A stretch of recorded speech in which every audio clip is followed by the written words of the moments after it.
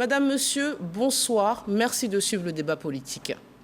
La Journée mondiale de la liberté de la presse a été instaurée par l'Assemblée générale des Nations unies en 1993 après la tenue du séminaire pour le développement d'une presse africaine indépendante et pluraliste. Cette journée est célébrée le 3 mai de chaque année, date à laquelle la déclaration de Windhoek a été adoptée. La liberté de la presse est l'une des principales libertés publiques. C'est une condition nécessaire à l'exercice de la démocratie. Mais ces dernières années, les réseaux sociaux ont modifié en profondeur le traitement de l'information. La prolifération des rumeurs, la propagande, des fausses nouvelles et de la désinformation contribuent à affaiblir le journalisme et l'accès à une information de qualité.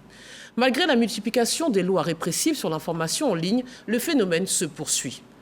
En Côte d'Ivoire, à partir de 25 000 abonnés, les influenceurs sont astreints aux mêmes règles que les médias audiovisuels au niveau du contenu qu'ils publient.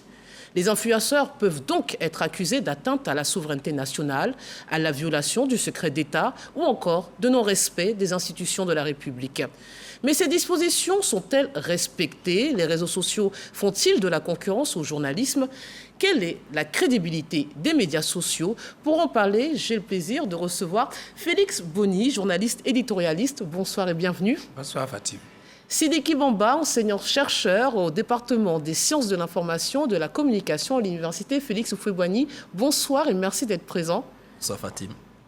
Wakili Alafé, directeur général de l'intelligence d'Abidjan. Bonsoir et bienvenue. Bonsoir. Et Guillaume Bateau, directeur des rédactions de Notre Voix. Bonsoir et merci d'être présent. Bonsoir Fatim, bonsoir à tous les spectateurs de RT1. Chers téléspectateurs, vous pouvez vous aussi prendre part à ce débat en posant vos questions grâce au code QR qui s'affiche en bas de l'écran. Messieurs, en prélude à nos échanges, je vous propose un état des lieux sur la liberté de la presse dans le monde et c'est signé Siaka Kone et Achille Guédro.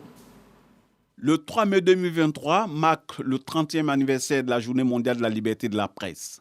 Intitulée « Façonner un avenir de droit, la liberté d'expression comme moteur de tous les autres droits de l'homme ». Cette édition entend placer la liberté d'expression au cœur de la protection de tous les autres droits de l'homme. À l'occasion de cette journée, l'UNESCO projette un anniversaire spécial au siège de l'ONU à New York. Pour marquer les 30 ans de la décision de l'Assemblée générale des Nations unies proclamant le 3 mai Journée internationale pour la liberté de la presse. Cette édition prendra la forme d'une journée entière d'activités organisées au siège de l'ONU le 2 mai. Les partenaires des médias, du monde universitaire et de la société civile sont invités à organiser des événements à New York et dans le monde entier autour du thème retenu.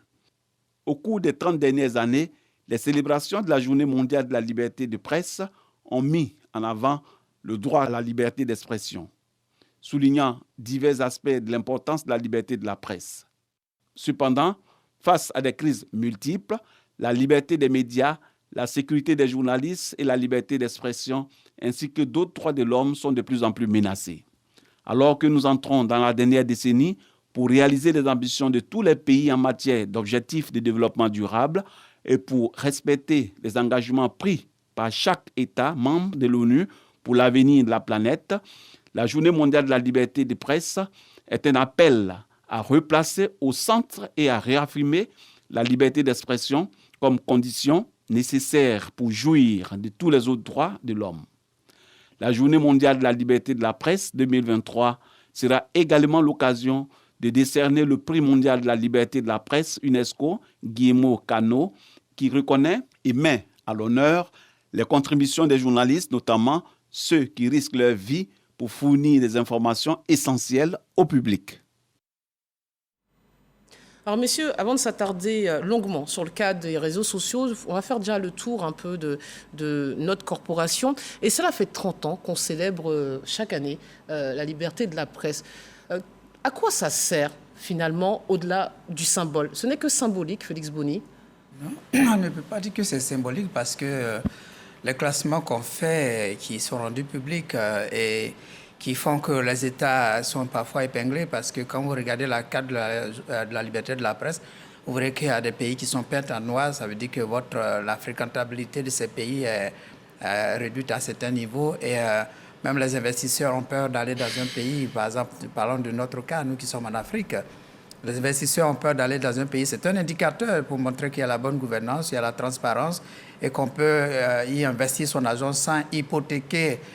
C'est bien parce qu'il y a la liberté de critiquer, donc la justice éventuellement est également libre, tout, parce que comme on le dit, la liberté d'expression est mère pratiquement de toutes les autres libertés. À l'origine, la Déclaration universelle des droits de l'homme, l'article 19 de la Déclaration universelle des droits de l'homme consacre cette liberté qui a été même reprise dans presque toutes les constitutions. En Côte d'Ivoire, d'ailleurs, comme par coïncidence, on a repris cette liberté dans l'article 19 de notre Constitution. On l'a repris encore dans la loi sur la presse à travers les articles 31 et les articles 89, où on consacre effectivement la liberté des journalistes. Ceci est un indicateur qui rassure toute l'opinion et je ne crois pas que ce soit un symbole, mais c'est plutôt un rappel chaque année à chaque État de faire le mieux pour pouvoir être fréquentable, pour pouvoir être aussi vendable vis-à-vis du commerce extérieur. Mais au-delà de cette image dont vous nous parlez, de la bonne gouvernance d'un État, Waky, elle a fait, je réinsiste, quel est l'intérêt de cette manifestation chaque année en Côte d'Ivoire? Tous mes confrères se réunissent, se marchent. En quoi ça a amélioré la condition de travail de notre corporation? En quoi ça a amélioré la qualité de notre rendu professionnel? Oui, depuis 30 ans dans le monde et en Côte d'Ivoire, ça se fait. Mais cette journée, il faut la voir peut-être comme toutes les journées internationales des organisations internationales ou même comme toutes les journées nationales. On a par exemple une journée nationale de la paix, mais ça ne veut pas dire qu'il n'y a plus de tensions et de conflits dans le pays. Hier, c'est symbolique, c'est ce que je demandais. Pas que symbolique. Hier, on a célébré la fête des travailleurs depuis des dizaines d'années, mais ça ne veut pas dire que les problèmes des travailleurs finissent tous les 1er mai. Donc, tous les ans, 2 jours après d'ailleurs, c'est aussi symbolique. Après la fête des travailleurs, c'est la célébration depuis 30 ans de la liberté de la presse dans le monde. Malgré cela, il y a des violations de cette liberté parce que c'est un métier qui a des risques, c'est un métier qui est en même temps important. Il s'agit tous les ans, depuis 30 ans, à cette occasion, de dire que, attention, il faut respecter la liberté de la presse, il faut respecter les droits des journalistes, mais en même temps, on interpelle les journalistes pour dire vous avez des droits, mais également des obligations et des devoirs. Donc, c'est à l'image de toutes les journées dans le monde et en Afrique. Si les autres journées sont symboliques, assurément, la journée mondiale de la liberté de la presse aussi est symbolique, mais c'est une interpellation, c'est un défi, et je pense que nous devons voir cela. D'ailleurs, ça n'a pas peut-être suffi. La preuve, il y a d'autres journées, UNESCO, contre l'impunité sur les crimes commis à l'encontre des journalistes. Il y a d'autres initiatives qui sont prises. Ça signifie que, au-delà du symbolique, ça n'a peut-être pas suffi pour nous protéger suffisamment parce que des violences existent, parce que des menaces existent et d'autres initiatives sont prises pour garantir cette liberté d'expression des journalistes. Vous parlez des menaces à l'instant. Effectivement, je voudrais qu'on parle de la situation nouvelle qui se présente à nous. On a eu dans la sous-région des coups d'État et des régimes qui accusent les médias finalement de manquer de patriotisme dans leur, en tout cas dans leur couverture des faits. Comment cela vous interpelle? Non, moi je pense que c'est une hérésie. C'est-à-dire que généralement les régimes peu légitimes, donc une bénéfice de légitimité démocratique, voient le diable partout et le premier diable qu'ils voient sur les médias. Non, je crois que c'est dommage. Les coups d'État même sont en proscrit. Malheureusement, le continent africain continue de donner le triste spectacle des coups d'État. Vous ne verrez pas de coups d'État dans les pays structurés et organisés. Voilà. Ici, en Afrique, on trouve prétexte à 2 kidams qui manifestent et puis on fait les coups d'État. Donc, ces régimes qui condamnent les médias, qui parlent de patriotisme, eux-mêmes qui font les coups d'État ne sont pas des patriotes. Parce que les coups d'État n'ont jamais rendu service à aucun pays dans le monde. Bon, il y a eu quelques coups d'État quand même qui ont rectifié d'autres coups d'État et qui ont été plus positifs. Bon, ça, dans l'histoire, par exemple, contre la dictature au Portugal à l'époque, contre la dictature militaire au Chili, en Amérique du Sud, il y a eu quelques rectifications. Mais, par essence, par définition, les coups d'État sont des actes criminels, antidémocratiques, donc attentatoires aux libertés. Je voulais profiter parce que la question que vous avez posée à mes 2 confrères concernant est-ce que c'est une journée symbolique, oui et non. Non, parce que ce sont des journées instaurées par le système des Nations Unies pour interpeller tous les acteurs, qu'ils soient étatiques et non étatiques, sur la responsabilité de chacun. Pour ce qui concerne la liberté de la presse, vous avez mentionné qu'elle est partie de la déclaration de Windhoek en Namibie. Et donc, c'est l'Afrique qui a fait cette proposition au système des Nations Unies, à l'UNESCO notamment, pour montrer combien il était important qu'une journée soit consacrée pour interpeller les uns et les autres sur non seulement les conditions de travail des journalistes et professionnels des médias, mais sur les législations. Parce que en 1993, dans la plupart des pays africains, on sort du parti unique de façon générale et la situation des médias n'est pas totalement reluisante. Mais il n'y a pas que le continent africain. En Asie du Sud, en Amérique latine, il y a des situations et ces journées servent à interpeller, servent à poser les problèmes et à créer des opportunités d'échange sur ces situations qui sont vécues par les populations et par les professionnels des médias en particulier. Justement, docteur Momba, vous avez fait une étude sur justement la pluralité des médias et notamment en Côte d'Ivoire. Et c'est vrai que ce pluralisme coïncide avec aussi une sorte de libéralisation, un pluralisme au niveau politique. Est-ce que ça a apporté quelque chose de positif à nos États? Il est très difficile dans un court moment de faire le bilan d'une nation. Mais ce que nous savons, c'est que de 1990 à aujourd'hui, 33 ans après, beaucoup d'eau ont coulé sur le pont. Il y a du positif, il y a du négatif. Il faut reconnaître que le combat qui a été mené, surtout par les journalistes, c'est de ce qu'il s'agit, c'est un combat noble, dans la mesure où le tableau que la Côte d'Ivoire présentait en 1990 n'est pas le même aujourd'hui. Voilà, dans ce pays nôtre, il y a eu des journalistes emprisonnés. Dans ce pays nôtre, il y a eu des journalistes assassinés. Dans ce pays nôtre, il y a eu des journalistes gardés à vue. Et bien d'autres faits.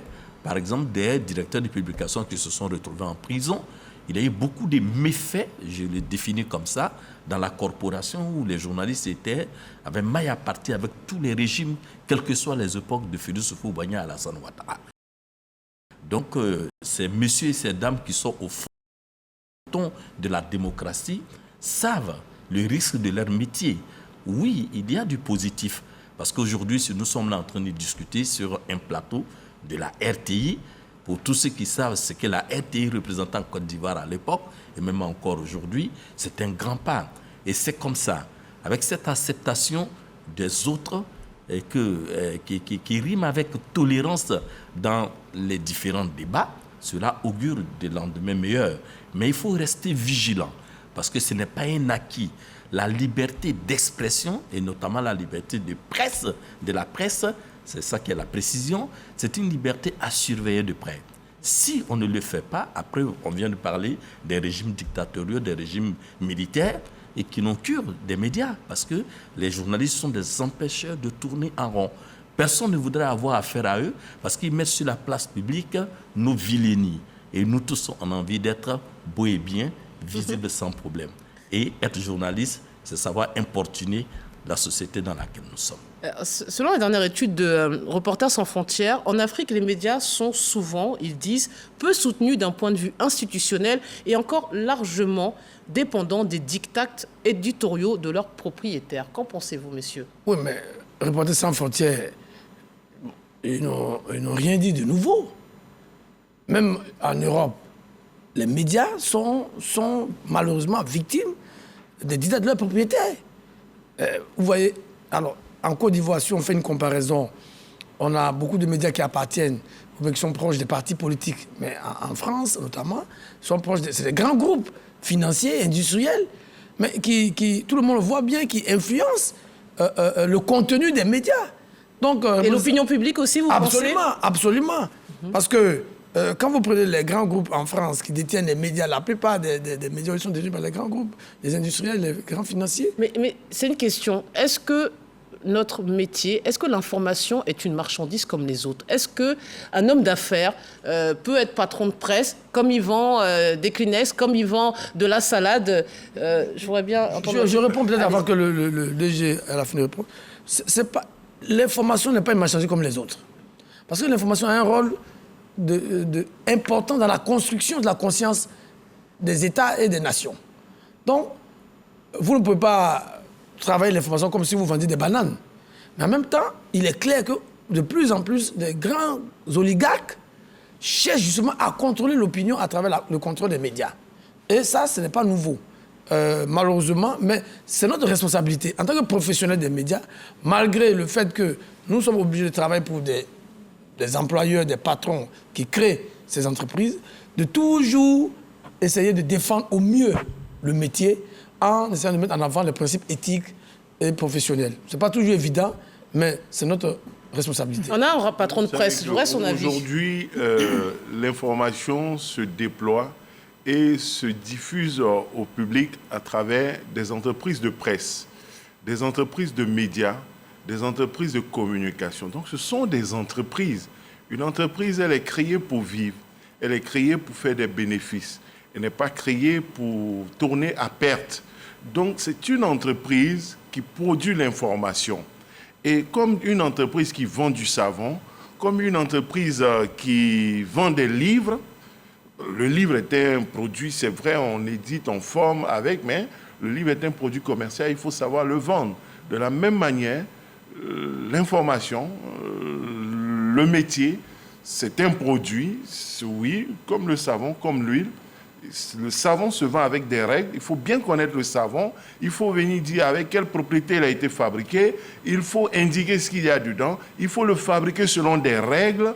Il ne faut pas mettre certains produits là-dedans. De la même manière, l'information se déploie selon des règles, selon des obligations. Si ces règles et ces obligations sont respectées, il est possible de vendre l'information de façon honnête, de façon professionnelle et comme tout produit en respectant des stratégies éditoriales, commerciales, marketing et publicité. Alors je vois que vous n'avez pas l'air d'accord, je vous écoute. Oui, l'information est une arme.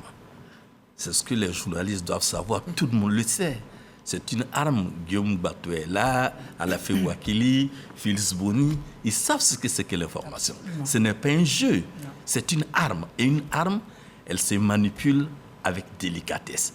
La responsabilité des journalistes tient du fait que ils traitent l'information. Ils n'ont pas le droit de donner l'information brute à la population parce qu'il y a la collecte, il y a l'analyse avant de mettre à la disposition du public cette information-là, qui du coup devient une marchandise. Qu'on le veuille ou pas, le journaliste ne le fait pas en tant que bon samaritain. Il a besoin d'argent, il a besoin de sa puissance journalière. Donc, comme le disait Alafé tantôt, c'est une entreprise donc, qui répond aux critères de l'entreprise. Mais en même temps, il y a derrière une grande responsabilité parce que informer n'est pas n'importe quoi. Informer, c'est être responsable. Informer, c'est mettre à la disposition du public des choses fiables pour ne pas créer une véritable déflagration. C'est quoi? C'est un enjeu stratégique, géostratégique autour de notre métier? Moi, chaque fois qu'on essaie de définir un peu l'information, je nous ramène à l'Antiquité, lorsqu'on parlait de la guerre du feu. À cette époque, qui détient le feu détient le pouvoir. Aujourd'hui, l'information répond exactement à cette même allégorie, l'allégorie du feu. L'information, aujourd'hui, qui détient l'information a le pouvoir. Malheureusement, ce ne sont pas forcément des entreprises de presse qui sont derrière l'information, mais il y a de gros, j'allais dire, pouvoirs, même les pouvoirs publics, de grosses entreprises qui sont derrière l'information et qui utilisent l'information pour effectivement détenir le pouvoir. Vous avez vu un peu ce qui se passe aujourd'hui dans la guerre d'Ukraine. On a vu qu'il y a des médias qui ont été interdits en France. On a vu même, quand on voit ce qui se passe dans la sous-région... Russia Today, vous voulez dire RT. RT, Russia Television, qui a été interdite en France parce que en interdisant cette télévision, c'est une façon également aussi pour les Français de ne pas pouvoir éventuellement permettre d'avoir accès à un certain type d'informations supposées manipulées par la Russie. Mais également aussi, c'est aussi une façon aussi de priver aussi le public de l'information qui peut-être est supposée aussi pouvoir donner l'équilibre en termes d'informations sur ce qui se passe en Ukraine. Toujours est-il que partout, chacun cherche à contrôler l'information. Quand bien même des entreprises privées dans le domaine professionnel des médias créent des médias, même les pouvoirs publics, les pouvoirs privés, chacun cherche toujours à manipuler l'information, à posséder l'information pour étendre son pouvoir. Donc finalement, l'information est certes un produit comme les autres produits commerciaux, mais c'est un produit, pour reprendre le terme du professeur, c'est une arme que chacun veut pouvoir posséder pour éventuellement étendre sa sphère de pouvoir. Et cette partie est la partie très sensible de l'information. Mais c'est vrai qu'on se demande si les hommes de médias, les patrons de presse, n'utilisent pas ces médias pour accroître leur sphère d'influence, tout simplement. Oui, les journalistes, oui, les patrons de presse, oui, mais les politiques aussi, comme ils le disent, le contrôle, la maîtrise de l'information permet de renforcer l'influence. Donc, il n'y a pas que les journalistes, il y a certes les patrons de presse, mais il y a aussi les journalistes, parce que lorsque l'on est un journaliste réputé, qu'on a la notoriété, on a droit à une certaine influence, à une forme de crédibilité dans la société, à un regard, et ce n'est pas seulement les patrons de presse. Moi, je ne voudrais pas diminuer l'impact de la presse. Je ne veux pas refuser la spécificité de la presse, mais je veux revenir à l'idée que c'est un produit comme tout autre, parce que si un savon est mal fait, il détruit la peau, il détruit la vue, il détruit la vie. Si quelqu'un qui fait un restaurant fait de la mauvaise nourriture, si quelqu'un qui donne de l'eau et de la boisson fait des produits de mauvaise qualité, il détruit des vies. Lorsque le banquier ne gère pas bien l'argent des populations, il détruit un pays. Donc, il ne faudrait pas donner l'impression que le journalisme est une activité à part et spécifique dont les drames et les conséquences par la mauvaise pratique sont au-dessus des drames et des conséquences de tout autre métier. Lorsque le politique travaille mal, il détruit une nation. Lorsque le policier n'est pas correct, lorsque le juge n'est pas correct, il crée des conséquences dans la société. Lorsque le banquier n'est pas correct, il crée des conséquences dans la société. De la même manière, lorsque le journaliste n'est pas correct, sa responsabilité est engagée et la société est en danger. Il n'y a pas que le journalisme seulement, il n'y a pas que l'information qui met la société en danger. Il y a une interdépendance dans notre société et il y a une responsabilité collective et individuelle sur laquelle il faut pouvoir mettre l'accent. Je veux déjà vous soumettre du moins les questions à tes spectateurs. Il y a Ebouhem de Côte d'Ivoire qui nous dit que le problème de la presse, c'est que 80% des entreprises de presse sont affiliées à des partis politiques. Par conséquent, pour un même fait, nous aurons plusieurs versions. Et il y a toujours le même qui nous demande quelle est la différence entre libertinage et liberté de la presse. Oui, mais il n'y a qu'à prendre le dictionnaire. Au lieu de nous poser la question sur le plateau, alors qu'on a beaucoup de choses sérieuses à discuter, il prend le dictionnaire, on va lui dire quelle est la différence entre libertinage et liberté. C'est aussi simple. Mais je veux dire, les Ivoiriens, moi je suis toujours embêté. J'ai toujours dit, il n'y a pas de médias dans le monde entier, à moins que ce soit sur Mars ou sur Jupiter, mais sur la Terre, il n'y a pas de médias qui ne soient pas adossés à un courant d'opinion ou qui soit économique, politique, culturel, social, etc. Il n'y en a pas. La RTI est le média adossé à la puissance publique qui est l'État de Côte d'Ivoire. Notre voix, dont je suis le directeur, est adossée à la puissance politique qui est le Front populaire ivoirien. Mais vous allez en France, on a parlé des grands groupes, Havas, etc., etc. C'est des grands groupes économiques qui créent des médias. Les médias ne naissent pas ex nihilo. Mais en même temps, le journalisme a des règles, on l'a dit. De la même façon, la maçonnerie a des règles, la menuiserie a des règles, la médecine a des règles, le journalisme a des règles. Donc, un médecin qui est militant d'un parti politique, qu'il soit RHDP, FPI, PDCI, PPACI, bon, j'aime pas trop le PPACI, mais c'est pas grave. Bon, est-ce que... Vous assumez la responsabilité de vos propos? Non, oui, le DG fait exprès. J'ai pas envie de dire le PPACI, mais il m'amène à le dire. Donc je suis obligé de lui dire que je les aime pas beaucoup, mais c'est pas grave. En partie de la vie politique. Oui, donc je veux dire, un médecin, quel que soit son parti politique, il pratique la médecine selon les règles qu'il a prises à l'école. Donc il ne faut pas s'offusquer. Les médias sont à son parti politique, mais partout dans le monde, c'est la même chose. Cela n'exclut pas la responsabilité des journalistes. C'est parce que vous êtes dans un journal qui est proche d'un parti politique que vous allez insulter les gens. C'est parce qu'on vous a appris. Ce n'est pas les règles du métier. Donc il faut, en abandonne cela, libertinage et liberté. Je demande à notre utilisateur de prendre le dictionnaire. S'il n'en a pas, il aura compris à la librairie. Prendre le dictionnaire, il sera situé. Non, monsieur Carton Guillaume, non, nous sommes là dans un média public. s'il y a quelqu'un qui pose la question, ce n'est pas parce que la personne n'a pas de dictionnaire. C'est de nous demander libertinage et liberté d'expression. Évidemment, les mots étant différents, il y a forcément une différence. Dis simplement à cette personne-là qu'il peut avoir l'impression quelquefois que nous sommes dans une forme de libertinage avec la presse. Il se trompe royalement. En réalité, se trompe. Oui, il peut se tromper, mais quelquefois il peut avoir aussi raison.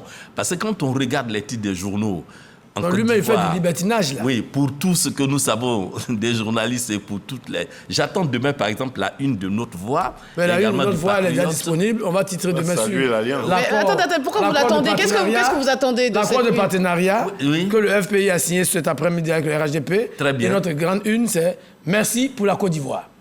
Merci à qui? Merci au RHDP, au FPI de donner une nouvelle à la Côte d'Ivoire. Il y aura un journal qui va écrire dommage pour la Côte d'Ivoire. En répondant... Ce journal qui va écrire dommage, c'est son problème. Non, au téléspectateur, il m'a donné la une de Notre Voix, je lui ai donné. Lui dire que, évidemment, la presse en tant que telle, dans son caractère de pluralité, il faut déjà accepter qu'il y a une forme de diversité d'opinion. Ouais. Ça, c'est un fait. Il faut que tout le monde change son logiciel. C'est très, très important. Ce que nous reprochons à la presse ivoirienne, ce n'est pas moi, c'est eux-mêmes, parce que vous avez des organes d'autorégulation et de régulation. C'est que l'injure et la violence, quelquefois, ont pris le pas sur la réalité de l'information. Donc, on est resté dans les invectives au lieu de fournir aux spectateurs, aux lecteurs et de pouvoir nous donner de la bonne information. Moi, je pense en réalité que beaucoup de choses bien ont été faites jusqu'à présent et que toutes les critiques qui sont faites sont en train d'amener la presse ivoirienne à pouvoir vraiment s'améliorer. Aujourd'hui, il y a de nouveaux problèmes qui se posent. On va en parler par rapport aux réseaux sociaux, aux différentes concurrences, tous les problèmes que la presse ivoirienne peut avoir et a. Donc, je crois qu'ensemble, nous allons en discuter longuement. Si tu permets, je veux dire 2 mots avant que Dibi... Je pense qu'un métier, c'est comme les textes de loi, ça évolue. Et la pluralité de la presse en Côte d'Ivoire date seulement d'une trentaine d'années, c'est-à-dire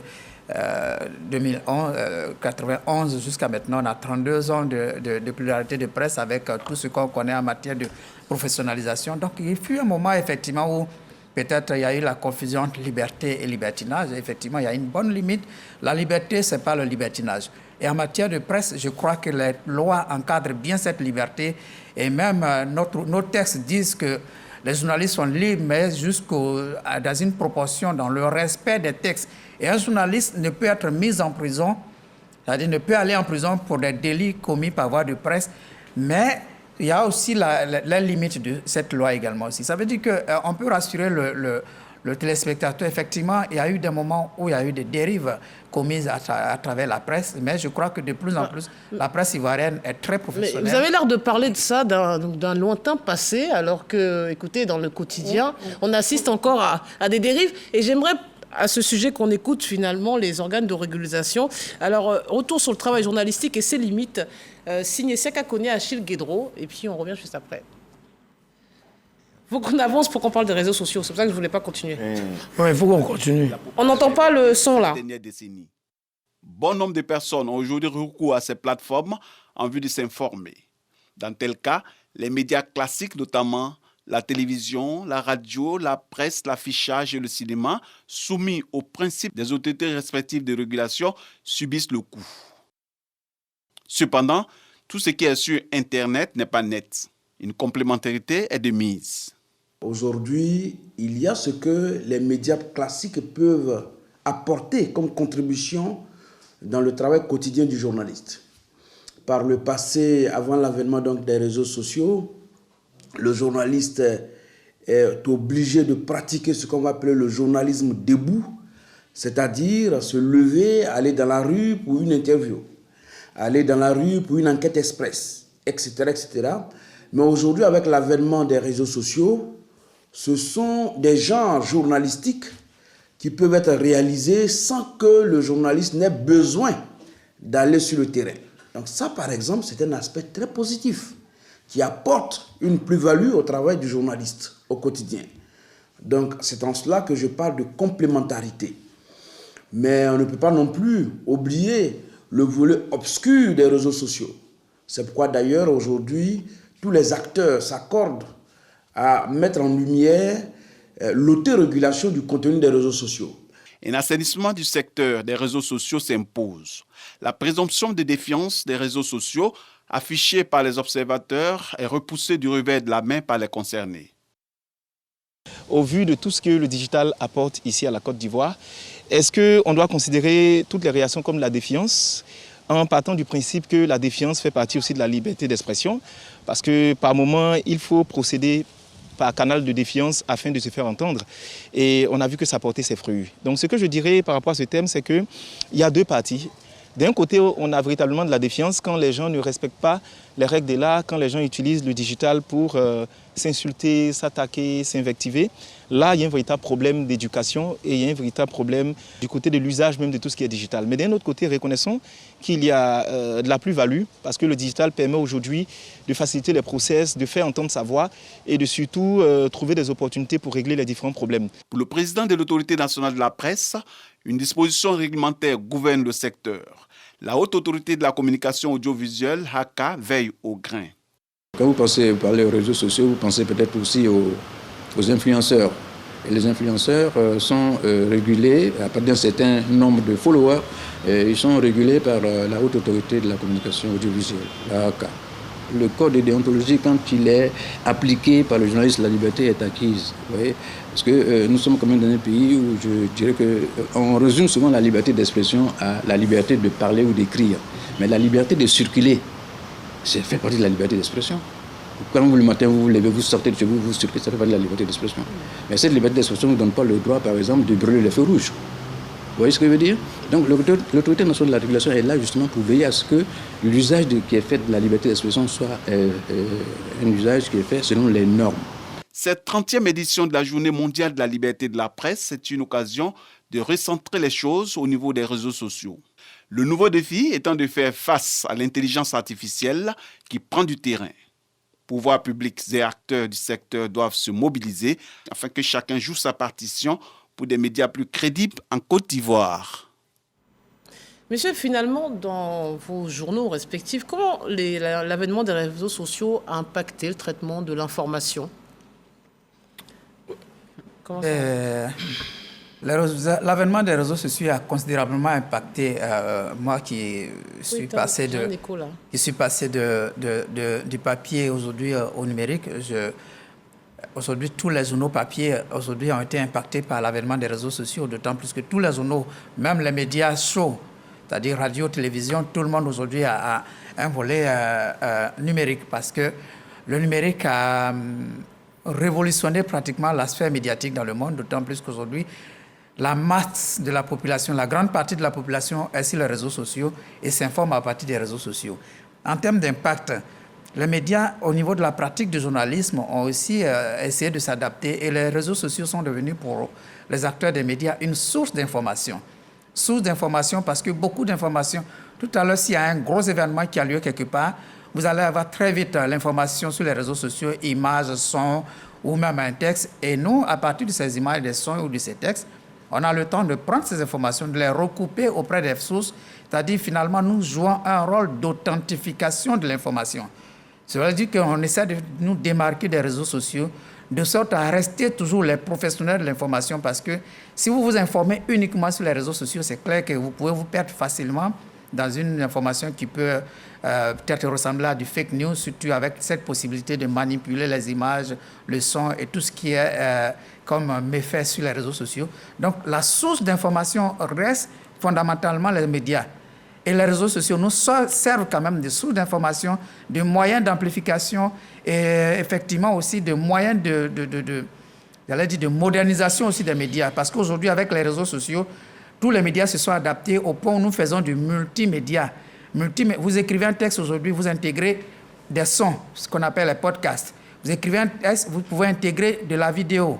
Et tout ça, ce sont des choses qui n'existaient pas auparavant, mais tout ça contribue de l'authentification de l'information. On se rapproche presque des faits tels qui se sont déroulés dans un lieu. Mais est-ce que les médias sociaux font de la concurrence aux journalistes, au journalisme? Est-ce que, comme la loi le fait, le stipule, est-ce qu'on peut nous mettre sur le même pied d'égalité, c'est-à-dire les influenceurs, les blogueurs, les activistes et les journalistes? Est-ce qu'on fait la même chose? Non, pas du tout. Bon, oui, finalement, il y a une tentation de faire la même chose.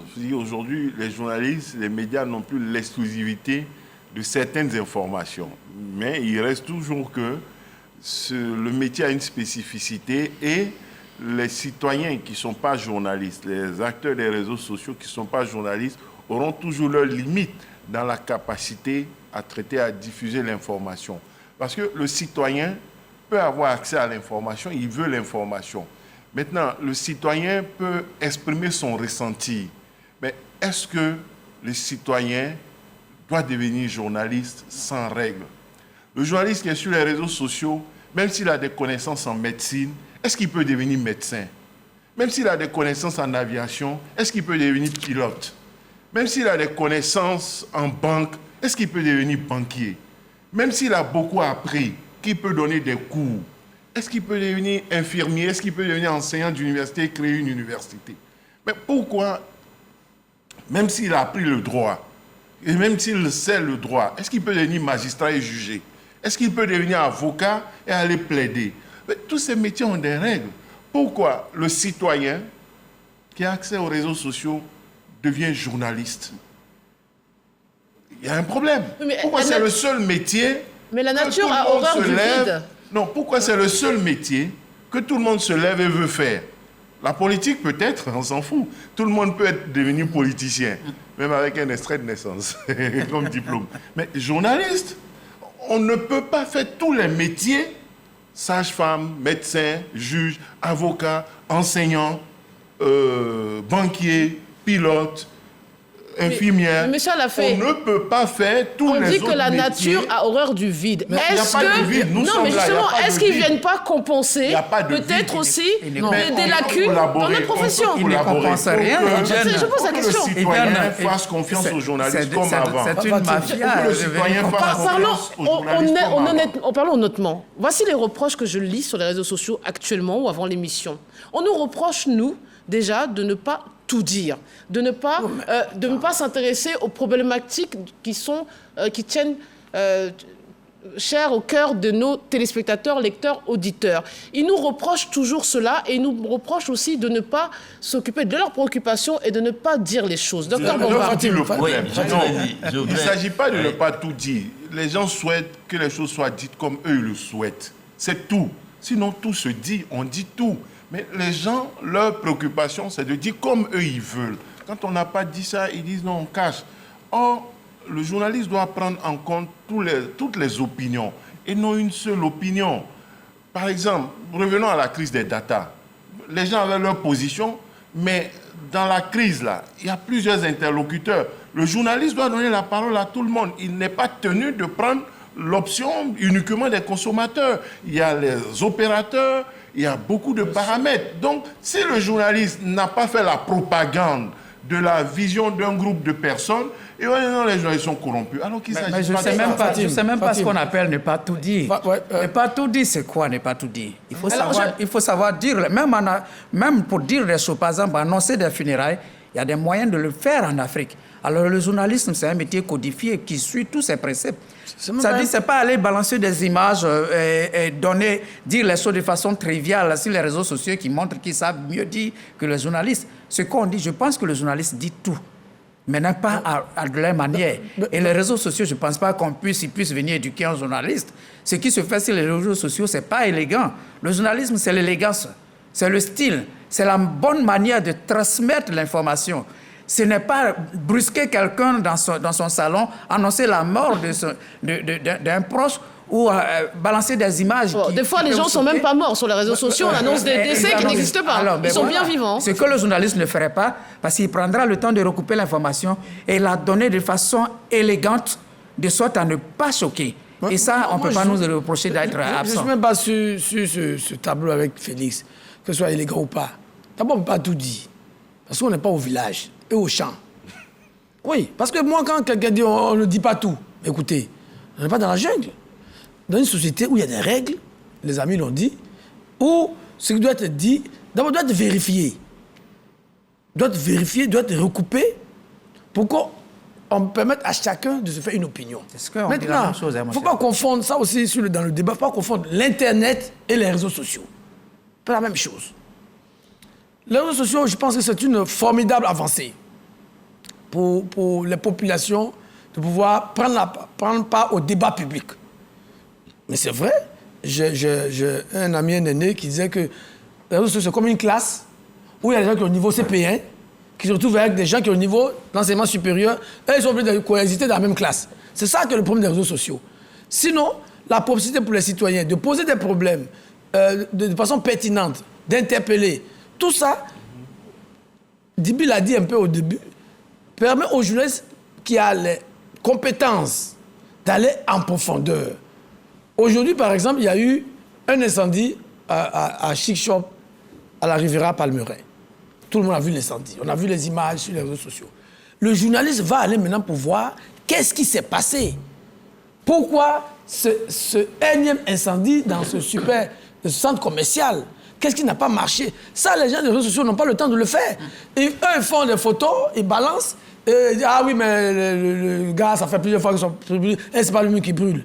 Mais il faut, le journaliste prend le relais des réseaux sociaux et de l'Internet pour aller en profondeur, mener une vraie enquête journalistique. Maintenant, ceux qui sont friands de sensations et qui veulent recréer le monde, ça c'est leur problème. Voilà. Par ailleurs, il y a eu une image aujourd'hui de la ministre Mariatou avec une enseignante, oui, avec quelque chose au tableau qui était erroné. Le journaliste, son rôle, ça circule, c'est d'abord d'authentifier. De s'assurer que c'est une vraie image. Et de voir qu'est-ce qui s'est passé, s'il n'y a pas eu un montage. Qui est la première personne qui a publié? Appeler au ministère, joindre la ministre, etc. Avoir des réactions, donner tout le contexte. Bon, souvent, sur les réseaux sociaux, tout le monde partage, ça va dans les groupes WhatsApp, ça fait des commentaires. C'est surtout ceux qui ont le niveau CP1 dans les réseaux sociaux. Quelquefois, nous, journalistes, on tombe dans le coup, on n'a pas fait toutes les investigations et puis certains journaux finissent par reprendre, des sites internet reprennent ces choses-là et c'est ce qu'il faut déplorer. Où les gens, comme il le dit, des niveaux finissent par manipuler des docteurs. Docteur, justement. Vous reprenez la balle au bon. Les populations nous disent régulièrement c'est le lieu, où c'est le véritable espace de liberté aujourd'hui. Ce sont les réseaux sociaux. Qu'en pensez-vous? Quelqu'un a parlé de libertinage. Le docteur va prendre la parole. Hein. Quelqu'un a parlé de liberté et libertinage. Je crois que le côté libertinage correspond bien aux réseaux sociaux qu'aux médias. Allez-y, docteur. Je voudrais dire que tous autant que nous sommes, nous devons changer de logiciel, de paradigme. On ne pourra rien changer. Le monde va avancer avec les réseaux sociaux numériques. Avec leur côté sombre, il faut l'accepter. Maintenant, l'adaptation sera quoi?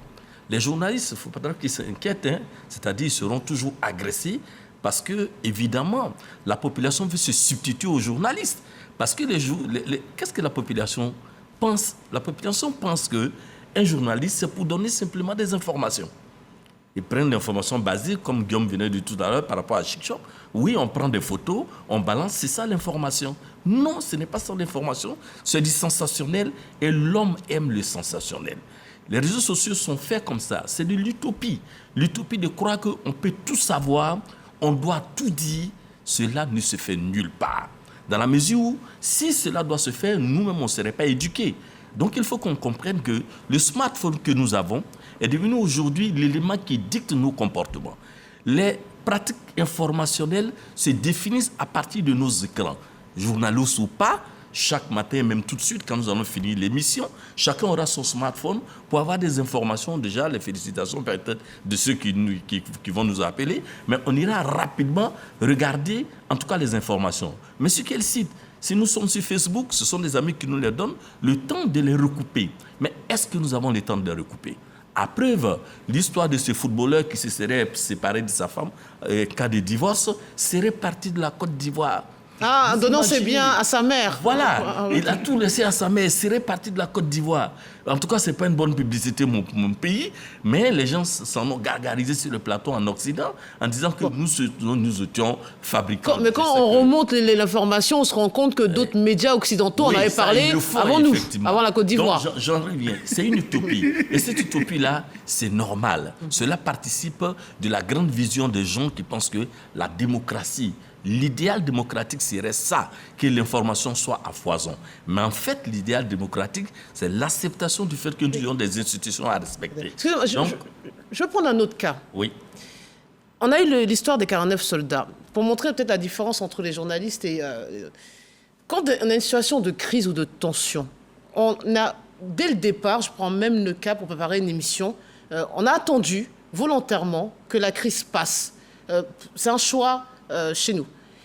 Parce qu'on a peur d'être une poudrière, de mettre de l'huile sur le feu et que la vie des uns et des autres, ou les relations entre nos États prennent une autre proportion juste par rapport à nos propos, au choix des invités qui vont venir s'exprimer, qui peuvent être parfois virulents. Donc, alors que sur les médias sociaux, on a l'impression qu'on peut juste s'exprimer, on dit ce qu'on veut, on critique qui on veut, et il n'y a pas de conséquences. C'est justement là la différence entre... Bon, je pose la soit question. disant par ça, moi j'ai été virulent. Bon, je vous visais pas, mais maintenant que vous le dites... Non, moi j'étais virulent. Et est-ce que vous le regrettez en tant que journaliste? Non, pas du tout. J'étais virulent contre les Maliens qui ont pris nos amis, nos soldats en otage, mais ça, c'est pas le débat. Donc je dis... mais c'est ça la responsabilité des journalistes. De quoi, d'être virulent? Non, pas du tout. Je dis, c'était une exception. C'était plus le citoyen ivoirien, écœuré par une situation injuste faite à des braves soldats qui sont allés apporter la paix dans un pays voisin.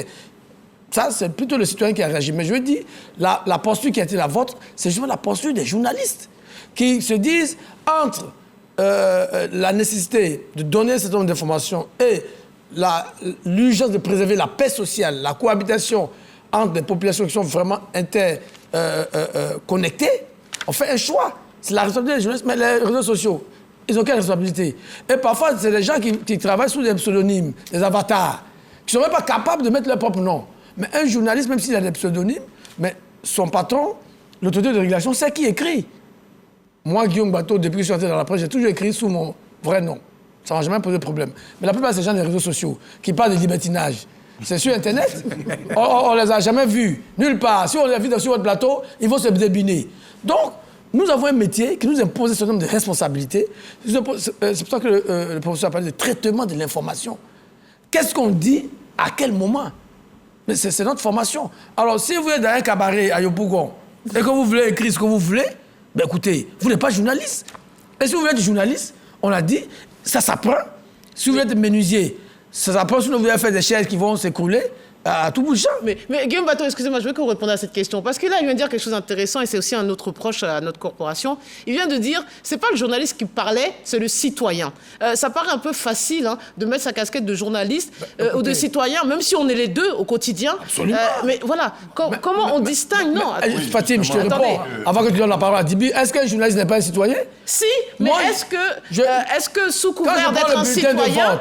Quand je prends le bulletin de vote... Mais vous n'avez pas les mêmes conséquences face à la loi. Oui, mais quand moi je suis ivoirien et que des soldats de mon pays sont pris en otage par une junte militaire, moi je leur dis non, messieurs, vous vous trompez d'époque. Justement.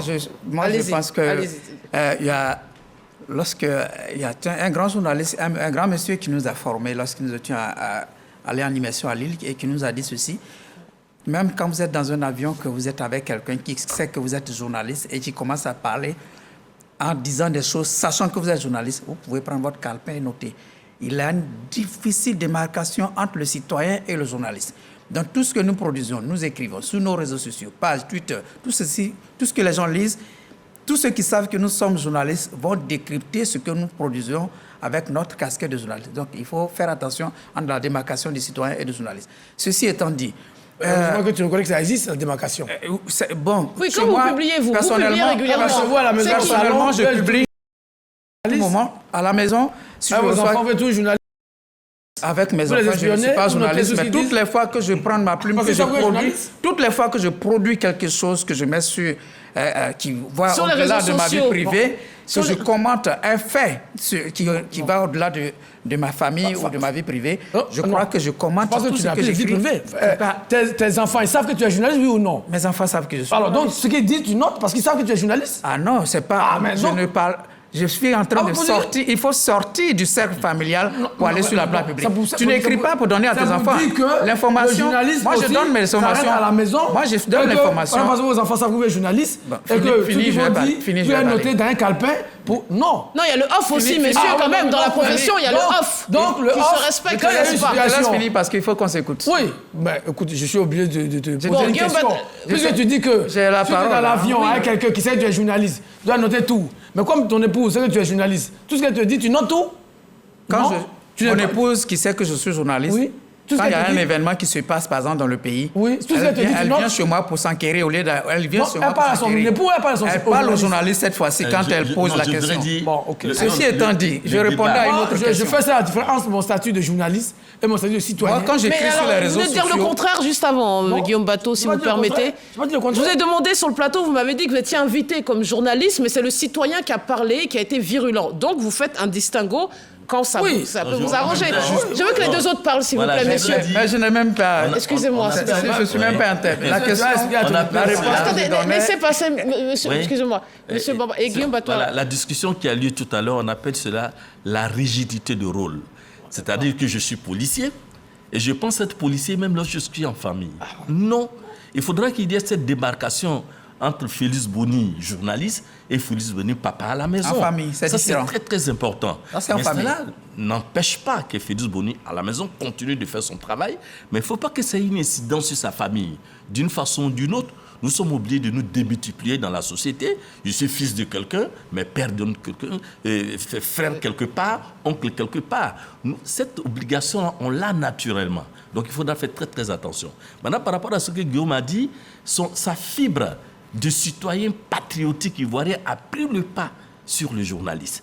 Je l'ai vu sur le plateau, il était vraiment très engagé. Il le disait avec les tripes. Trop engagé ou... Non, j'ai dit très engagé. Non, c'est pour ça que je pose la question. Voilà. Est-ce engagé, trop engagé? Non, peut-être qu'il serait allé au Mali, ce qu'il n'a pas fait. Donc il était très engagé. Et il en parlait en tout cas sur les plateaux avec véhémence. Ça, à son honneur. La prise de position aussi participe même du positionnement du journaliste. Le positionnement idéologique, ce n'est pas du tout interdit. Et quand on prend ce positionnement, ce qui doit caractériser le journaliste, c'est la capacité d'argumenter, en tout cas pour se donner raison, et non de faire de la propagande primitive. Oui, bien sûr, la capacité d'argumenter. Vous remarquerez que Guillaume Bateau, dans ses positions, dans sa posture, il a pu avoir affaire à des contradicteurs. Il y a eu des citoyens, des citoyennes qui n'aiment pas moins la Côte d'Ivoire, qui ont pu avoir des postures différentes de Guillaume, qui ont pu ces postures-là irriter et fâcher, mais ils ont exprimé leurs différences. Parmi eux, il y a eu des journalistes, nous sommes dans des groupes de discussion où on a eu des confrères, des journalistes qui ont exprimé des positions différentes de celles qui pouvaient être celles de Guillaume ou d'autres, et qui ont dit que ce n'est pas parce qu'ils n'aiment pas leur pays, ce n'est pas parce qu'ils ne sont pas sensibles au sort des militaires qu'ils ont fait cela. Autant Guillaume Bateau peut être pas assez compris sur la question, je pense qu'autant lorsqu'on parle de football, de sport et des éléphants, il y a unanimité dans le fait qu'un journaliste ivoirien deviennent citoyens patriotes, éléphants supporters des éléphants, football, basket ou tout au sport. Mais les enjeux ne sont pas les mêmes. Si vous le reconnaissez. C'est la même chose parce que je vois mal un autre journaliste dit non, moi je suis journaliste, j'aime la Côte d'Ivoire, mais je veux que le Mali gagne. Non, mais un journaliste sportif, est-ce que par exemple, non, mais je me pose la question, est-ce qu'un journaliste sportif... Pourquoi en sport, on aurait des privilèges? Pourquoi concernant le sport, on aurait des privilèges auxquels on n'aura pas droit lorsqu'il s'agit du sort de nos militaires? Non, mais je me pose la question. Est-ce qu'un journaliste sportif peut commenter, je veux dire, une équipe adverse et reconnaître un beau jeu sans au moins ne pas être patriote? Il faut faire la distinction entre la responsabilité patriotique du journaliste et puis la citoyenne. On a une responsabilité patriotique. Je posais la question avec le cas au Burkina Faso, au Mali. On a une responsabilité patriotique. Et il y a cette responsabilité citoyenne du journaliste qui est incorporée dans notre pratique du métier. Dans la pratique, il y a la responsabilité. La responsabilité fait que quand quelqu'un nous reproche de ne pas pouvoir tout dire, on ne dira pas tout, parce qu'il y a la responsabilité. Et cette responsabilité-là nous est encadrée à travers notre code d'éthique et de déontologie. Je parle d'éthique. La responsabilité, l'éthique se perçoit dans la responsabilité. Et par exemple, tous autant que nous sommes ici, nous sommes des responsables des médias. Nous sommes des gatekeepers, c'est-à-dire des censeurs. Pas responsable des médias, hein? Oui, je parle de nous les journalistes. Oui, le professeur n'est pas journaliste. Je parle de nous. Nous trois, nous sommes il est responsable de la formation, mais nous sommes des responsables des médias, nous trois. Et en tant que responsables des médias, nous sommes en tant que responsables des médias, nous sommes des censeurs. Le censeur, c'est une responsabilité qu'il prend. C'est-à-dire, mon collaborateur, mon équipe peut m'envoyer des informations, mais je filtre l'information. La manière de le dire, tout, c'est une responsabilité.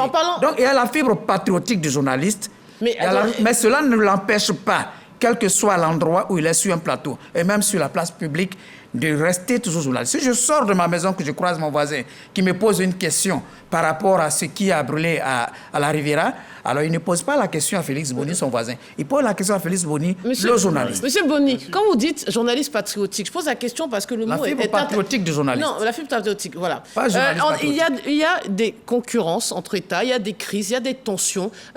Tout le monde n'a pas toujours tort et c'est pas manichéen, c'est pas quelqu'un qui a toujours tort, quelqu'un qui a toujours raison. Ça veut dire, et je reviens sur ces cas précis dans les pays limitrophes, nos confrères sont dans des situations où on leur demande de faire preuve de patriotisme, parfois même aux dépens de toute déontologie.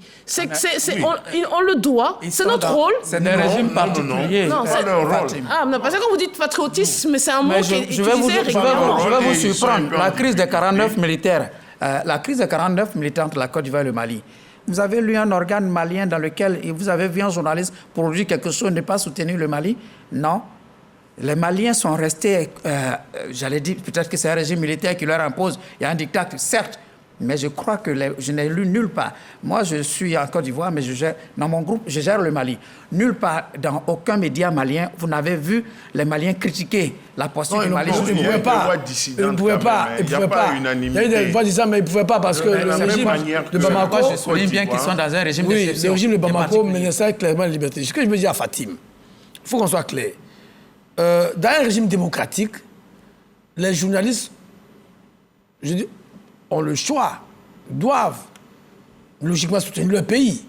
S'ils n'ont pas le fusil planté sur la tempe. Or, ce qui se passe au Mali et au Burkina notamment, c'est que les gens ont le fusil planté sur la pente parce que les régimes en question sont incapables d'assurer ce qu'ils ont promis. Or, puisque nous sommes obligés d'être proches des faits, parce que vous dites que au Mali, tout va bien, alors que visiblement, tout ne va pas bien. Et que vous-même, vous êtes illégitime. Donc, il y a une obligation même de désobéissance vis-à-vis de ces régimes illégitimes. Ça, je comprends que nos confrères soient mis en difficulté. Mais dans un régime où vous avez la liberté de faire votre travail correctement, mon voisin de gauche a parlé, par exemple, du sport, ce serait quand même... puisque vous travaillez pour vos lecteurs, à moins que vous travaillez pour les lecteurs maliens, moi, je travaille pour les lecteurs ivoiriens. Vous me voyez, moi, Guillaume Bateau, en train d'encenser l'équipe nationale du Mali face aux éléphants. Vous travaillez pour la vérité, qui s'appelle l'équipe. Je veux poser des questions. La banqueroute est assurée. Oui. Donc, il y a quand même les lecteurs qui vous jugent. Oui, on n'est pas dans la philanthropie aussi, c'est pas de la philosophie qu'on fait. Non, si vous permettez ce petit commentaire, là, des fois, notre équipe nationale n'est plus au stade final, et puis on peut soutenir d'autres... Il faut la soutenir. On soutient d'autres équipes. Mais attendez. Moi, je n'ai jamais soutenu le Mali face à la Côte d'Ivoire. Jamais.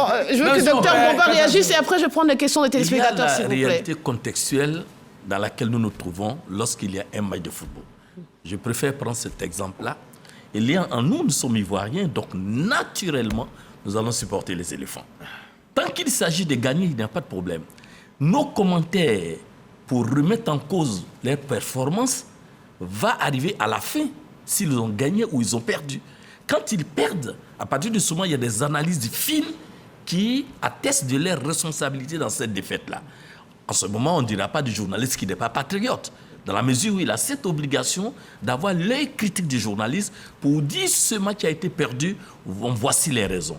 Donc le journaliste, dans le feu de l'action, il y a qu'il est humain comme nous, on ne va pas quand même lui demander l'impossible. Il est dans son pays, ou soutient son pays à preuve. Nous avons tous écouté ces grands reporters à la radio et à la télévision. Ici, on a Voilà, on a à la télévision... Monsieur Zama Voilà, Zama, qui est une référence nationale, qui n'aime pas l'écouter quand il parle des éléphants, avec tout ce que nous savons, sa verve, etc. Son verbe. Je veux prendre les questions des téléspectateurs, s'il vous plaît. Elles sont nombreuses. Mais alors là, personne aussi ne produit peut-être un papier ou ne fait des commentaires pour dire on souligne la belle performance de l'équipe qui nous a battus. On fait des critiques par rapport à notre équipe, mais nullement on ne fait des commentaires pour souligner la belle performance, quelle que soit la performance. Ah si, on le lit parfois, non? On le dit, on le dit. Vous allez voir, mais on va se critiquer. Alors, question. Noura Fadel, merci messieurs les journalistes pour votre participation. Ceci étant, pourquoi lorsqu'il y a un événement politique, chaque média parle en faveur du parti politique dont il est proche au lieu de dire la vérité? Et puis Heidi, en France, nous dit comment lutter contre la désinformation sur les réseaux sociaux. Et Kwasi Abraham, est-ce que les réseaux sociaux n'ont pas plus d'influence que les journalistes? En fait, c'est quoi la vérité? Quand le chef de l'État, le président de la République parle, il délivre un message à la nation. Bon, la vérité, il y a un journal qui estime que c'est des discours de campagne. C'est eux leur vérité. Est-ce qu'on peut leur dénier ce droit?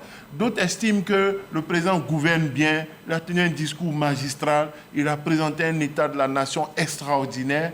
Bon, c'est une vérité. Les deux peuvent passer. Il faut aussi que le public fasse preuve d'ouverture.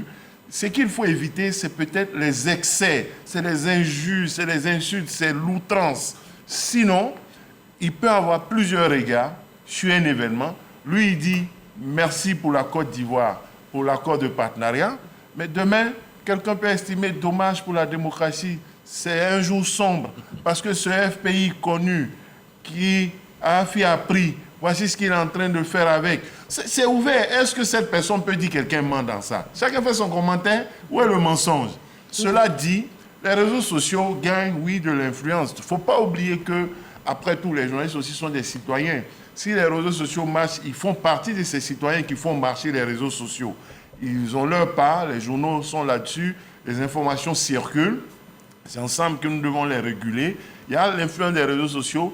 Les politiques interviennent là-dessus, ils font des directs, ils passent des messages, il y a des informations qui passent sur l'ensemble des réseaux sociaux, on les utilise tous, et les journalistes essaient de jouer leur partition, d'apporter leur contribution. C'est ensemble. Moi, je plaide pour un partenariat entre ce qu'on appelle les influenceurs, les activistes, les réseaux sociaux et les médias, parce que eux, ils ne peuvent pas aller loin dans des investigations. C'est comme nous, journalistes, on peut faire des investigations, mais lorsqu'un dossier est en instruction à la police ou chez des magistrats, on n'y a pas accès. Si le policier ne veut pas, si les magistrats ne sont pas d'accord, les avocats ne sont pas d'accord pour nous donner des sources, ou si l'un des protagonistes ne nous livre pas des informations, nous n'avons pas accès au dossier, nous ne pouvons pas écrire. Donc lorsque les acteurs des réseaux sociaux ont des informations, je ne sais pas, ils la donnent gratuitement, ça ne les intéresse pas peut-être de monétiser. Les journalistes sont là, nous sommes là, comme avant, par mail, par téléphone, ils peuvent nous contacter, nous passer les messages et nous y verrons si nous avons la capacité, la volonté de parler de ces faits. Alors, avant de cette grande collaboration que nous propose qui a la fait entre les deux mondes, à laquelle je ne crois pas. Voilà, à laquelle ça peut ainsi fonctionner. Maintenant, il faut dire que les médias sociaux, enfin, on dit réseaux sociaux, c'est des réseaux sociaux numériques. Sinon, les réseaux sociaux ont toujours existé, sont devenus numériques. Aujourd'hui, on parle de médias sociaux. Voilà. Mais il y a toujours cette collaboration, il y a toujours cette interaction entre le public et puis les médias. Il faut poursuivre cela. Et ça se fait, même si ce n'est pas volontaire. Les informations qu'ils donnent, nous les utilisons et nous essayons d'aller au-delà pour avoir d'autres aspects, d'autres interventions. Maintenant, ils ont leurs médias. Mais pour revenir sur ces personnages ou ces personnalités bien connues sur la toile et identifiées, vous pensez vraiment qu'ils parlent tous d'eux-mêmes ou ils sont missionnés par d'autres encore une fois, des hommes politiques, des groupes d'affaires, des sociétés de communication, voire aussi les États. Est-ce que au même titre que les journalistes, ils sont totalement indépendants quand ils s'expriment? Non, mais ce serait... Sont-ils des pions, très honnêtement? Oui, bon, on ne va pas mettre tout le monde dans le même sac, même si on est quand même pas naïf. Ce n'est pas des philanthropes, parce que certains ont fait leur métier. Ici, c'est leur métier. Ils tirent leurs ressources de quelque part. Vous avez vu tous les débats qu'il y a eu, par exemple, dans les rapports entre la Russie et l'Occident sur les groupes qui sont utilisés, même parfois ceux qu'on appelle des influenceurs, notamment même en Afrique, qui sont payés par des oligarques russes, c'est connu. Mais je ne dis pas aussi que les autres puissances n'en font pas de même. Bon, etc., etc. Ce que je voulais dire d'abord, avant de continuer, c'est que il n'y a pas de vérité absolue. Quand ce monsieur dit oui, chacun a sa façon de parler, il ne dit pas la vérité. Mais votre vérité peut être relativisée par la mienne. C'est pour ça qu'il y a le rapport dialectique. Et c'est pour ça que dans notre métier, le principe fondamental de base, c'est les faits sont sacrés. Nous sommes sur ce plateau. Personne ne pourra dire que Fatim Didier n'était pas sur le plateau de débat politique. Ah, on ne sait jamais. Bon, Tout est possible. Ses cheveux sont noirs. Je peux penser qu'ils sont moins noirs. Bon, ça, c'est le commentaire. Mais si quelqu'un vient dire que Fatim n'était pas à ce débat où il y avait Guillaume Bateau, Alafé Wakili, Dibi et le professeur Sidiki, ben écoutez, c'est un menteur. Donc, les faits sont sacrés, les commentaires sont libres. Donc, il n'y a pas de vérité absolue même dans le monde. Donc ça, c'est des faux procès qui sont faits aux médias. Maintenant, ces influenceurs ou ces influenceuses, mais on voit bien qu'ils sont parfois, je suis obligé de modérer mon propos, ils sont très souvent actionnés, missionnés par des grands groupes d'intérêt. Comme les médias, on l'a dit. Donc, il n'y a rien de nouveau sous le soleil. Ces gens veulent décrédibiliser le métier de journaliste alors qu'ils n'en ont pas les compétences. Et malheureusement, ça fait des dégâts. Vous voyez, je ne vais pas citer quelqu'un, mais il y a un influenceur qui actuellement appartient à l'armée de Côte d'Ivoire. C'est un influenceur, c'est un pasteur? Bon, je ne sais pas. Suivez mon regard, je ne dirais pas. Est-ce que c'est un vrai pasteur? Je n'en suis pas sûr. Quel qualificatif il faut utiliser? Je n'en suis pas sûr. Donc, je veux dire que ces gens sont dans une question de positionnement, de tentative de décrédibilisation, mais ce n'est pas nouveau. Après la presse écrite, il y a eu la radio. Tout le monde a dit, ah oui, la radio va faire partie, la presse écrite. Après, la télévision est venue, ah oui, on dit non, ça c'est fini. La télévision, on va faire... Et puis, aujourd'hui, il y a les réseaux sociaux. Je pense que tout ça, c'est l'évolution du monde.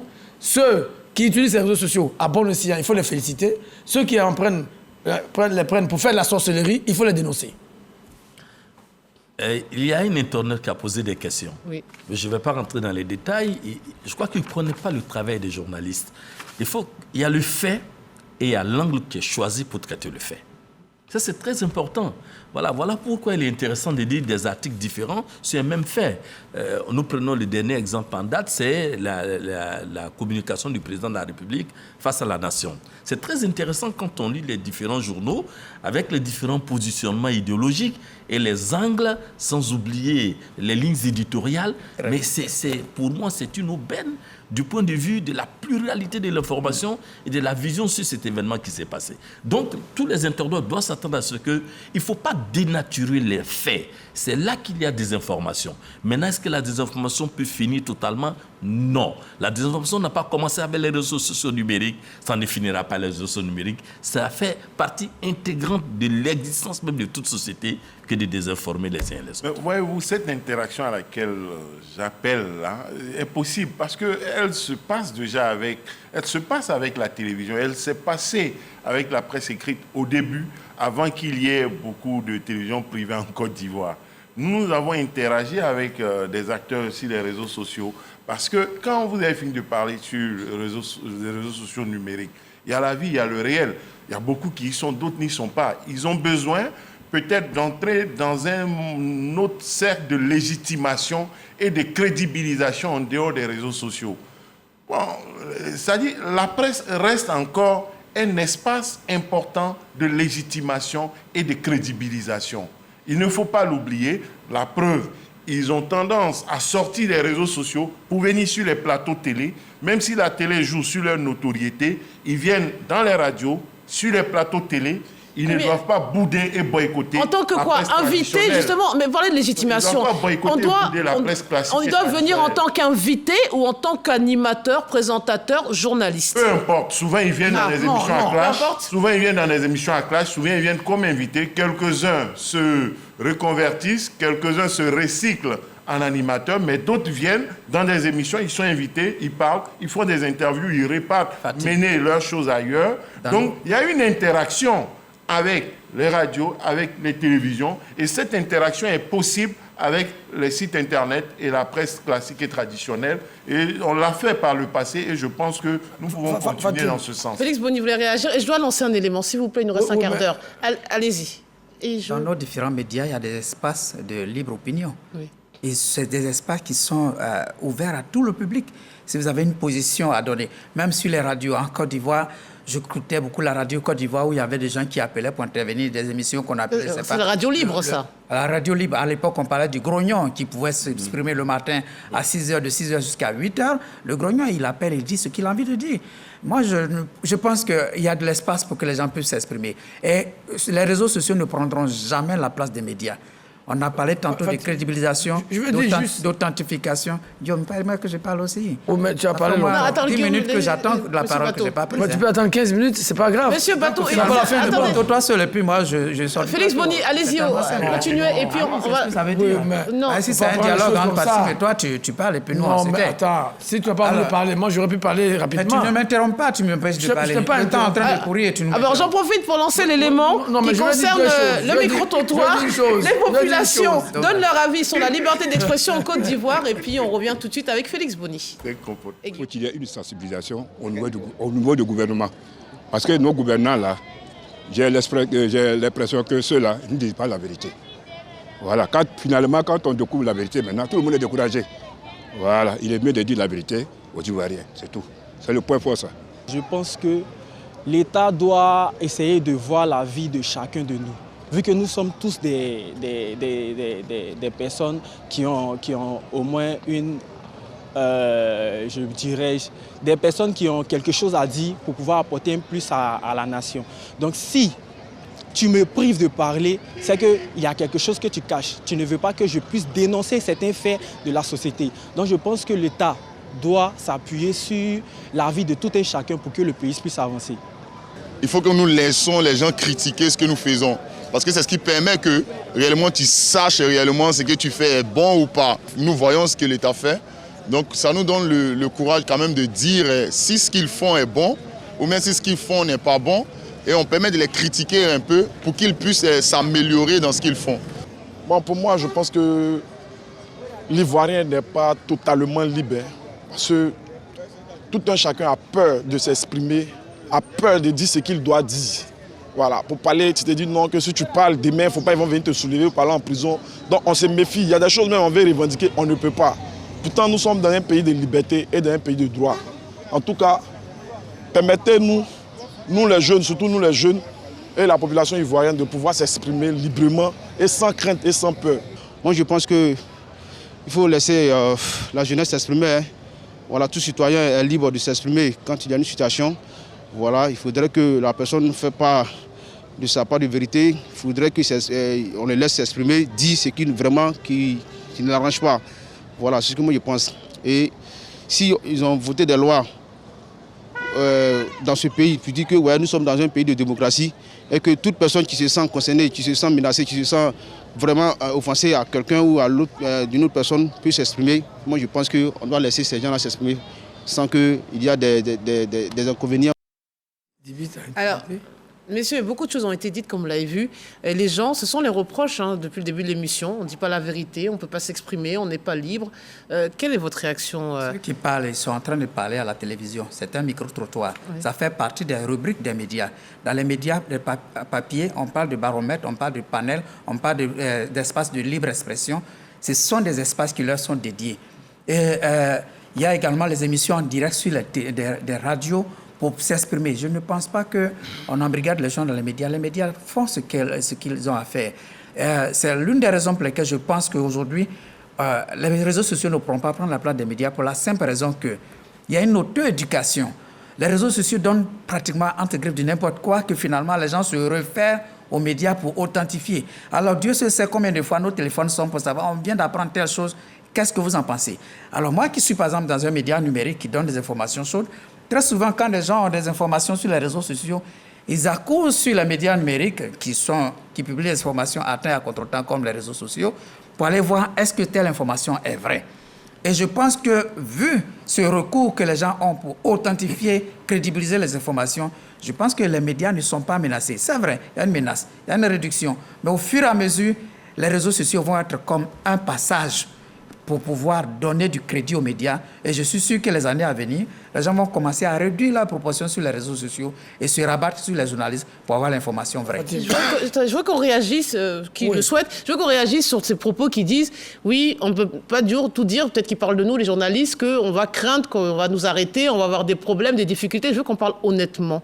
Vous le pensez, vous partagez ça? Vous pensez que il y a une autocensure des fois de notre part, où il y a des limites qu'on se donne il parle de représailles très clairement. On a vu des activistes ou des influenceurs, je ne sais même pas quel terme adéquat, sur les réseaux sociaux, dont récemment être arrêtés. On ne sait pas si c'est à cause d'une opinion, si c'est à cause... Qu'est-ce que vous pensez de cette problématique soulevée notamment ici? Oui, comme Dibi a eu le temps de parler, et je m'en réjouis, je veux dire deux choses. D'abord, premièrement, avant de passer à ma réaction sur ces propos, tout à l'heure, vous avez dit, est-ce que les influenceurs, les invitent, ceux qui prennent les influenceurs pour en faire des animateurs journalistes, ils ont tort. Moi, je veux bien qu'un influenceur veuille jouer un rôle de jeu, mais qu'il aille se former. Le problème en Côte d'Ivoire, c'est que les gens ne veulent pas passer par la case formation. Et ils ont des followers et puis ils se voient en train de s'improviser journalistes. C'est une mauvaise méthode et je condamne très sérieusement tous les promoteurs de médias qui prennent le raccourci d'utiliser les influenceurs pour venir... Oui, mais pas journaliste. Oui, mais même animateur. C'est des métiers qui s'apprennent. Mais est-ce que certains ont du talent? Certains ont peut-être un talent que... Le talent doit être renforcé. Le talent ne suffit pas. Il y a la formation. Le talent ne suffit pas. Pourquoi les gens comme Messi s'entraînent? Là, on parle de journalisme. L'animateur, il n'y a pas une règle pour être animateur. Vous parlez, on peut même... Nous sommes en train de parler de liberté de la presse et de journalisme. Écoutez, les animateurs sont professionnels de médias. Pas me dire que c'est pas des... Là, nous parlons de journalisme, c'est-à-dire le propriétaire, le professionnel de l'information. Ce que je n'aime pas chez toi... Non, attendez, non. Je me permets de le faire parce que... Évitez-moi ça, s'il vous plaît, monsieur. Oui, je le fais parce que tu interromps. Monsieur Alafé. Je termine. Allez-y, parce que là, j'étais loin du sujet. Et vous donnez la parole à monsieur Alafé. Donc, je dis, tous ceux promoteurs des médias qui prennent le raccourci d'utiliser des influenceurs comme animateurs ou journalistes, ils ont tort. C'est pas la solution. C'est pas la solution. Maintenant, tout ce qui se dit, oui, ne peut pas s'exprimer, alors qu'ils ont bien le micro d'ARTI devant eux, ils s'expriment. Je pense que c'est normal qu'on aspire à toujours un meilleur. Mais il faut dire que chacun doit prendre ses responsabilités. Quand il s'agit des journalistes, oui, mais notre métier a des règles. Donc la première limite, sont les règles. Vous avez une ligne éditoriale. Vous ne pouvez pas faire... Vous ne pouvez pas dire... Tout à l'heure, vous avez pris l'exemple des 49 soldats. La RTI, par rapport à sa ligne éditoriale, a fait le choix de laisser la crise passer avant d'en parler. C'est un choix éditorial qui est conforme aux obligations de la RTI. Non, il y avait des éléments sur le journal, hein, mais je veux dire, les débats... Les débats. Nous, on a fait des débats ailleurs. On était très contents. On était très contents de faire les débats ailleurs et on était contents. Bon, ça aussi, c'est là le positionnement éditorial. Donc, nous avons des règles sur nos limites, nous avons une ligne éditoriale sur nos limites, et nous avons la conscience professionnelle qui sont nos limites. Après, on n'a pas besoin de se censurer. Mais voilà. C'est la question qu'il pose, et je voudrais qu'on y réponde franchement et clairement. Il dit quelque part, finalement, ça peut être l'autocensure, ou ça peut être des craintes, c'est-à-dire qu'on ne va pas être sanctionné parce que ce qui est dit n'est pas faux, factuellement, mais... ça ne va pas plaire à certains et vous aurez des réactions ou des difficultés après. Ça fait partie des risques du métier. Voilà, donc c'est de ça dont je parle. Si vous avez peur des représailles, vous changez de métier et vous devenez maçon.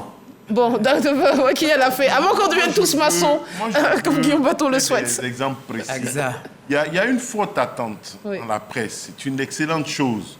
Maintenant, en quoi la presse n'a-t-elle pas tout dit? En quoi a-t-elle menti? Qu'on nous donne les éléments et qu'on nous mettre à l'épreuve pour voir si nous avons refusé de parler de certains faits et de certaines situations.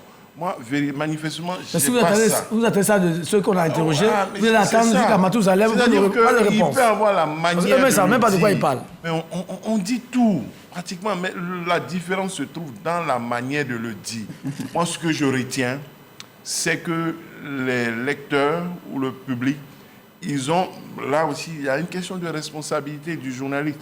Ils ont besoin qu'on dise les choses telles qu'eux, ils le sentent. Mais n'oubliez pas que nous avons, dit-on, près de 30 millions d'habitants et les gens ne pensent pas toujours la même chose. C'est autant d'opinions. Donc, si on devrait, je ne vois pas la majorité, comment ça se dégage. Donc, le journaliste, il fait le tour, il essaie de dégager selon un angle, selon une cible, selon des lecteurs. Et ce n'est pas tout le monde qui va se retrouver dedans. Nous sommes 30 millions, il y a une trentaine de journaux. Et les journaux tirent à un tirage que l'on sait, il y a beaucoup de télévision et il y a de la variété, il y a de la pluralité et chacun doit aller vers les médias. Je veux du concret, je veux être très concrète et je veux que ce soit le docteur Bamba qui réponde. Je veux des exemples. Souvent, là aussi, c'est ce que je lis sur les réseaux, on nous parle par exemple de questions de corruption, des problématiques, on va dire, souvent systémiques dans notre société. Et vous parlez d'investigation, mais il n'y a pas de véritable média d'investigation en Côte d'Ivoire ni en Afrique. Il y a des noms, mais ce ne sont pas des enquêtes aussi poussées qui peuvent amener jusqu'à la destitution peut-être d'une personnalité de haut rang, comme on voit aux États-Unis, comme on le voit en Europe. Donc je pose la question.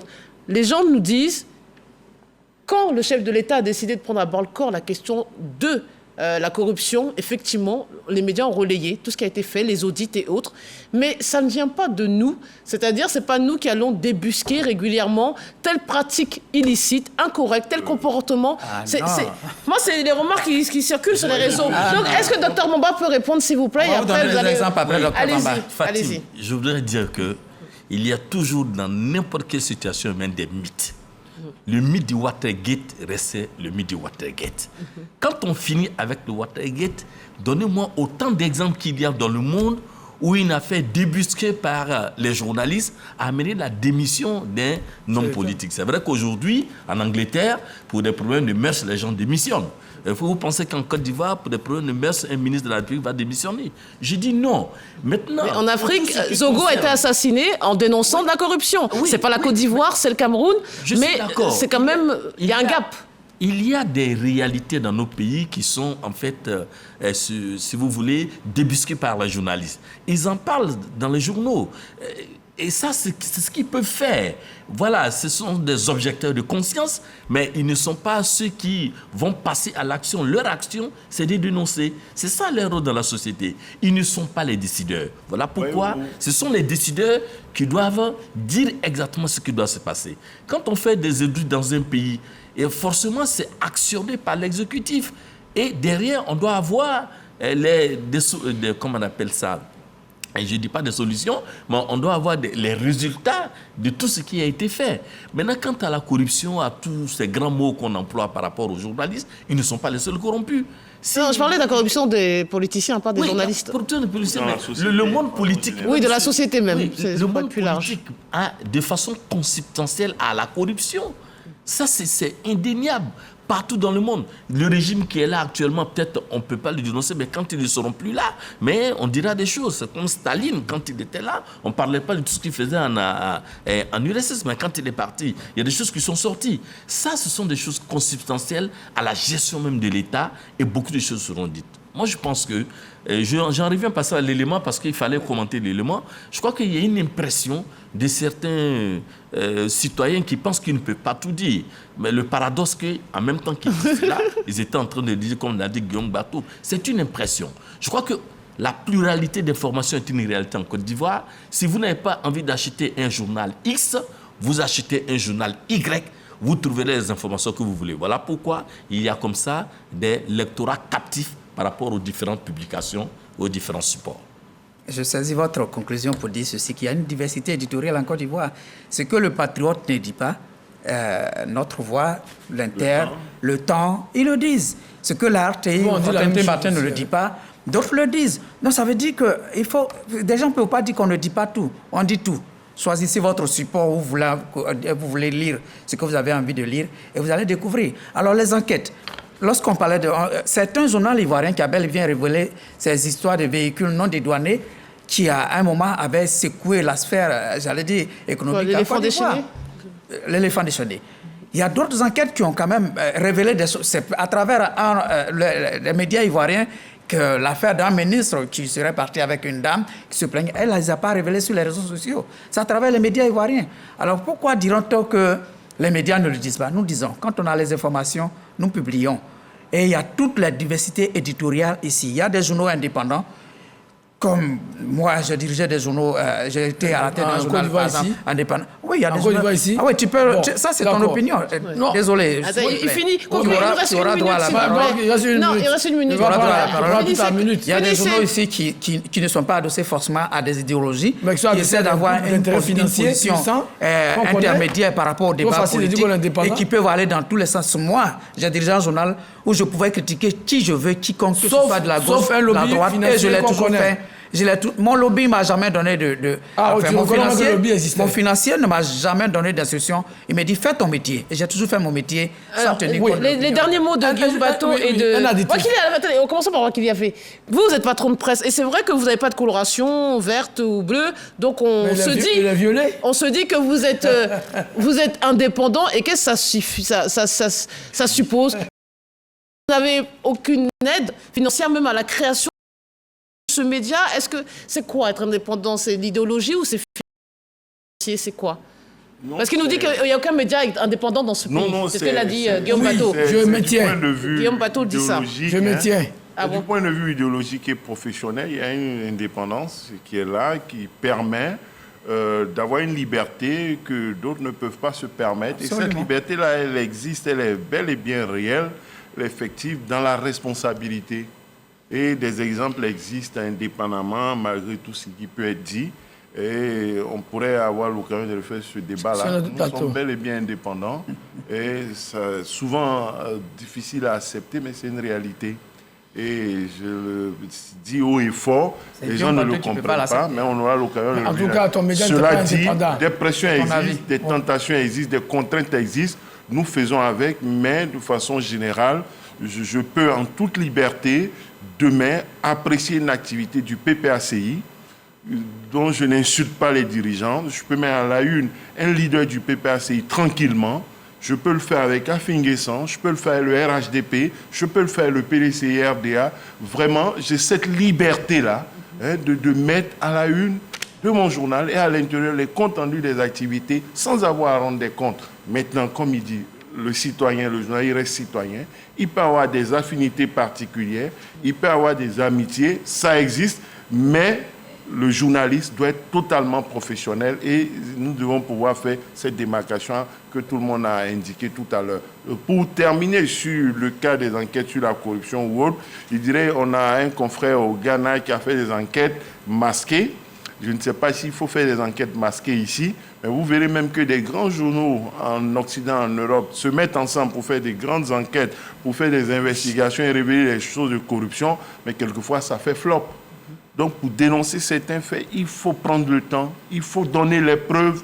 Mais ici, c'est les premières impressions que les gens ont. On dit, lui, il a une grosse voiture, mais on ne sait pas quel crédit il a pris pour payer la voiture. On dit, il donne une grande maison, mais on ne sait pas quelle souffrance il a, quel crédit il paye. Est-ce qu'on a la preuve? Est-ce qu'on peut investiguer pour avoir tous ces éléments et puis savoir ce que chacun fait pour arriver à ça? Voilà le débat. Allez, je vais malheureusement devoir céder la parole. Oui, 2 minutes juste. Je dois rendre pour dire qu'en Côte d'Ivoire, ici, comme il y a eu l'affaire Roger Nasra, il y a eu l'affaire des 18 milliards de l'Union européenne, c'est la presse ivoirienne qui l'a révélé.